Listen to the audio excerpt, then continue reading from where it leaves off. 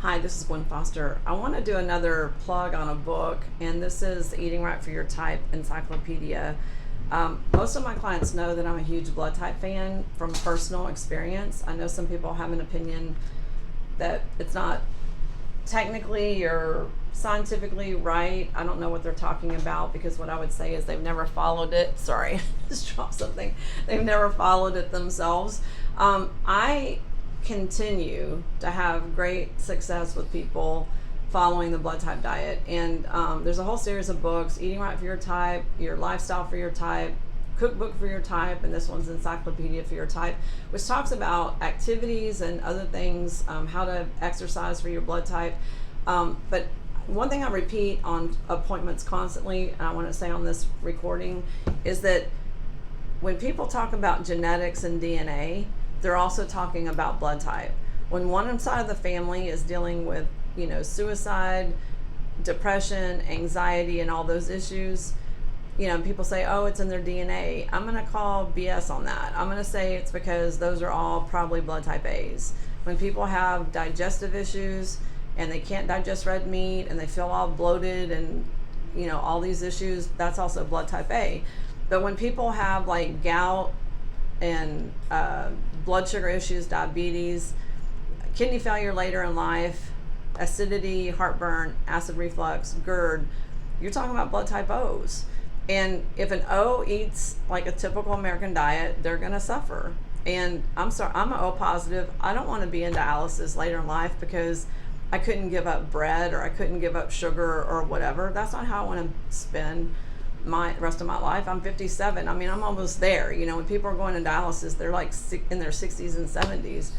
I don't want to do that, but I know how not to do that. That's why it's so important to self-educate on what you should be doing, what you should be eating, what you should be drinking, what you shouldn't be eating and drinking. And I don't want to sound preachy, but it just seems very odd to me that people would choose to spend their retirement going to doctor appointments and going to dialysis and having a hard time getting around and having to have someone take care of them over just making changes before they ever get to that point. It just doesn't make sense. But anyway, going back to Eating Right for Your Blood Type, I just have so many stories. I want to share one that's current for me right now.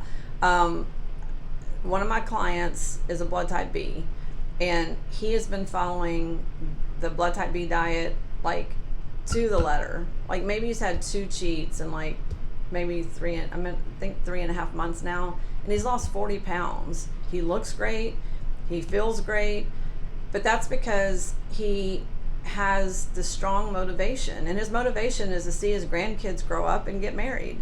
Everybody has different motivations, but whatever it is, but that still goes back into aging. I mean, he's 61 years old, but when someone's 61 and they have that mindset, that just tell me what to do and I'll do it. Why wouldn't I want to do something that's going to make me live longer and feel better and be happier? I mean, I think that seems very logical and normal for people to think that, but surprisingly, that's not the norm. The norm is not, oh, just tell me what to do and I'll do it. And if I can't have tomatoes and chicken, so what? Like, I'll get over it.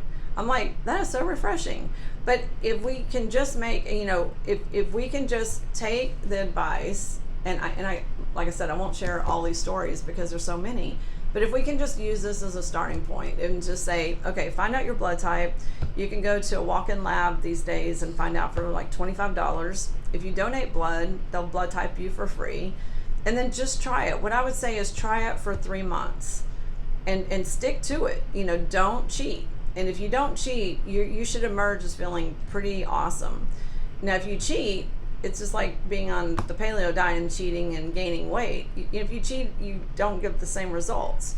So my challenge to you is to get the book, get your blood type, or know your blood type if you know already, and then follow it for 3 months. Make a commitment for 3 months. When I did this a long time ago, most people know my story already, but when I did this a long time ago, I was on 9 medications a day. And I went down to 3 just by following the blood type diet. Now I'm on no medications, but back then I was. And I was on, heavy duty steroids and lots of stuff. All you have to do is make some changes. And sometimes they're pretty simple changes. So I hope this motivates you to get out there and just try to be consistent for 3 months. And then when you start bringing the old foods back in, you'll see how much they really affect you every day. Okay, well, please like and subscribe. Thank you for watching.